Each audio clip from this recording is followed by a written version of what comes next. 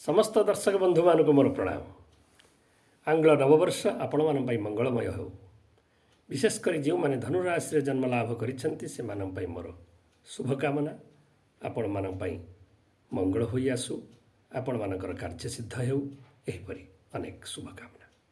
सर्वप्रथम आम जानिबा धनुराशि नक्षत्र मानक विषय रे, स्वभाव, आकृति एवं प्रकृति 2026 मसीहा से केमिति जीव इत्यादि।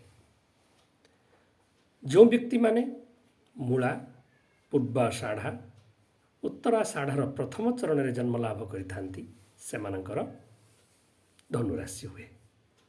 अर्थात जे, जो, भा, भी, भू, ध, फ, ढ, भे इत्यादि अक्षर विशिष्ट व्यक्ति मानकर धनुराशि हुए। जेमिति युधिष्ठिर, जतीन्द्र, भारतभूषण, भरत, भानुमती, भामिनी, धनंजय यही व्यक्ति मानकर धनुराशि होता है। धनुराशि आकाश रे केमिति देखा जाए, अर्थात एक धनुर्धर पुरुषर आकृति परी धनुराशि होता है। से धनुराशि कहती। वस्तुतः कटीर तल भाग प्रत्येक व्यक्ति आमे कल्पना करिबा, आम कटीर तल भाग र आकृति अश्वपरी हुए। अर्थात धनुर जो आकृति कटीर तल भाग एक घोड़ा बा अश्वपरी होता है एवं कटीर ऊर्ध्व भाग गोटे पुरुष धनुर धरी परी जेमिति आकृति हुए सही परी देखा जाए। तेणु आम जानिले धनुराशि आकृति। वास्तविक लोक मानकर केमिति आकृति हुए ना, एमाने प्रायतः आकर्षक देखा जाती, आकर्षक व्यक्तित्व हुए मानकर एवं शरीर सुगठित हुए। यह छड़ा एमाने अग्नितत्व संबंधित राशि, अग्नितत्व प्रधान, द्विस्वभावयुक्त अर्थात द्विस्वभाव राशि, यही राशि स्वामी बृहस्पति अटंती। एमाने प्रायतः आदर्शवादी हुअन्ति, स्वतंत्र रूपे कार्य करने को पसंद करती, स्वतंत्रता पाई अभिलाषा रखती। बृहस्पतिर प्रभाव अधिका थिबारु एमाने सत्यवादी, परिश्रमी, उत्साही, भ्रमणप्रिय, कदाचित अतिवादी, अति आत्मविश्वासी मध्य होता। वस्तुतः अन्य को मार्गदर्शन करने को पसंद करती। ताहा छड़ा एमानकर मथा उच्च हुए एवं आईब्रो घन एमानकर देखा जाता है। अतिरिक्त एमाने परिवार प्रति समर्पित हुअन्ति, किंतु सासु ससुर बापा माँ सहित मतभेद रहे। शिक्षा क्षेत्र रे वकील, लेखक, राजनीति आदि क्षेत्र रे एमाने सफलता अर्जन करती। धर्मगुरु इत्यादि क्षेत्र रे एमाने सफलता अर्जन करती। कदाचित एमाने अहंकार प्रदर्शन मध्य करती।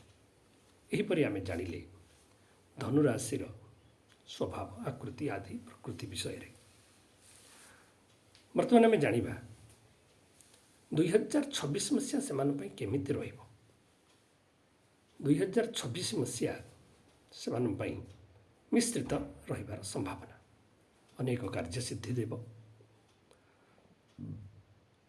यद्यपि ବର୍ଷା ଆରମ୍ଭ ମଧ୍ୟମ ଗତିରେ ଆରମ୍ଭ ହେଉଛି, ତଥାପି ବୃହସ୍ପତିଙ୍କର ଶୁଭତା କାରଣରୁ ଅନେକ କାର୍ଯ୍ୟରେ ସିଦ୍ଧି ଲାଭ ହେବ।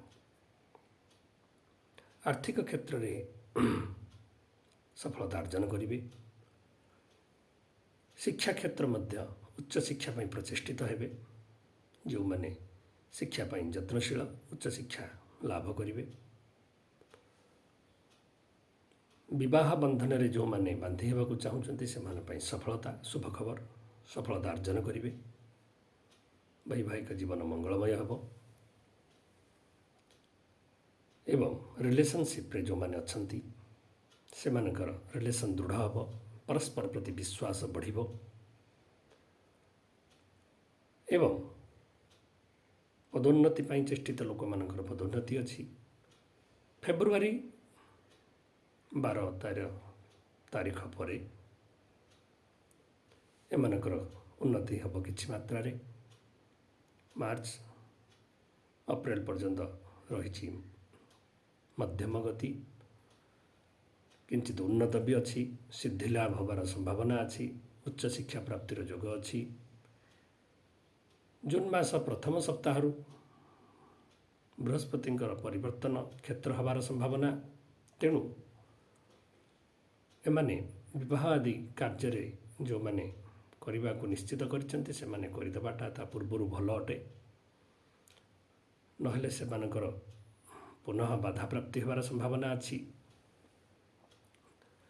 ଏବଂ ପରେ ସେମାନଙ୍କ ପାଇଁ କାର୍ଯ୍ୟସିଦ୍ଧ ତ ହେବ, ପରନ୍ତୁ ବିଳମ୍ବରେ ହେବ, ରହି ହେବ ଏବଂ ପରେ ଜୁନ୍ ପରେ କେତେଗୁଡ଼ିଏ କ୍ଷେତ୍ରରେ ବାଧାପ୍ରାପ୍ତି ହେବାର ସମ୍ଭାବନା ଅଛି। ହେବା କାର୍ଯ୍ୟରେ ବିଳମ୍ବତା ହେବାର ସମ୍ଭାବନା ଅଛି। ତେଣୁ ଜୁନ୍ ପୂର୍ବରୁ କରିଦେଲେ ଅନେକ ମଙ୍ଗଳ ହେବ। ଅତିରିକ୍ତ ସ୍ୱାସ୍ଥ୍ୟ କ୍ଷେତ୍ରରେ ମଧ୍ୟ ବର୍ତ୍ତମାନ ଯାହା ଅଛି ମିଶ୍ରିତ। ଆଗକୁ ଜୁନ୍ ପରେ ସମସ୍ୟା ସାମାନ୍ୟ ରହିବାର ସମ୍ଭାବନା ଅଛି। ତେଣୁ ଏମାନେ ତୀର୍ଥରେ ସ୍ନାନ କରିବା ଉଚିତ। ତୀର୍ଥ ସ୍ନାନ କରି କିଛି ଦାନ, ବୃହସ୍ପତିଙ୍କର ଉପଯୁକ୍ତ ଦ୍ରବ୍ୟକୁ ଦାନ କଲେ ମଙ୍ଗଳ ହେବ। ପେଣ୍ଡିଂ କାମ ହୋଇଯିବ ଏବଂ ବୃହସ୍ପତି ମନ୍ତ୍ର ଜପ କରିବା ଉଚିତ। ରାଶି ପରିବର୍ତ୍ତନ ହେବା ପୂର୍ବରୁ ଯଦି ଏମାନେ କରନ୍ତି ଏମାନଙ୍କ ପାଇଁ ମଙ୍ଗଳ ହେବ। ପରେ ମଧ୍ୟ କରିବା ଉଚିତ। ଅତିରିକ୍ତ ଯଦି ଅନ୍ୟ କୌଣସି ବାଧା ଦେଖାଯାଏ ତେବେ ଏମାନେ ନିଜର ଜନ୍ମପତ୍ର ବିଦ୍ୱାନଙ୍କୁ ଦେଖାଇ ତା'ର ପ୍ରତିକାର କଲେ ମଙ୍ଗଳ ହେବ। ଯଦି ମୋଟ ଉପରେ କହିବାକୁ ମୁଁ ଯାଏ, ଧନୁରାଶି ପ୍ରାରମ୍ଭ ମଙ୍ଗଳ ଅଛି। ଫେବୃଆରୀରୁ ଆରୁ କିଛି ମଙ୍ଗଳ ଅଛି।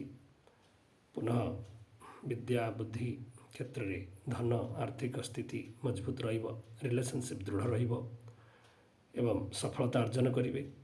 ପରନ୍ତୁ କ୍ରମଶଃ ସେମାନଙ୍କର ବର୍ଷ ଏଣ୍ଡ ବେଳକୁ ଅନେକ କ୍ଷେତ୍ରରେ ବାଧା ଆସିବାର ବି ସମ୍ଭାବନା ଅଛି। ତେଣୁ ସେମାନେ ଯତ୍ନଶୀଳ ହୁଅନ୍ତୁ ଏବଂ ପ୍ରତିକାର ଆଦି କରି ନିଜର ପରିସ୍ଥିତିକୁ ଉନ୍ନତ କରାନ୍ତୁ। ଆପଣମାନେ ମୋର ସର୍ଟ ଭିଡ଼ିଓରୁ ବୃହସ୍ପତିଙ୍କ ମନ୍ତ୍ରକୁ ଲେଖିନେବେ, ପ୍ରନାଉନ୍ସିଏସନ୍କୁ ଶୁଣିବେ, ତାକୁ ଉଚ୍ଚାରଣ କରି ଶିଖିବେ। ଆପଣଙ୍କ ପାଇଁ ନିଶ୍ଚିତ ମଙ୍ଗଳମୟ ହେବ। ଆଜି ପାଇଁ ଏତିକି। ନମସ୍କାର।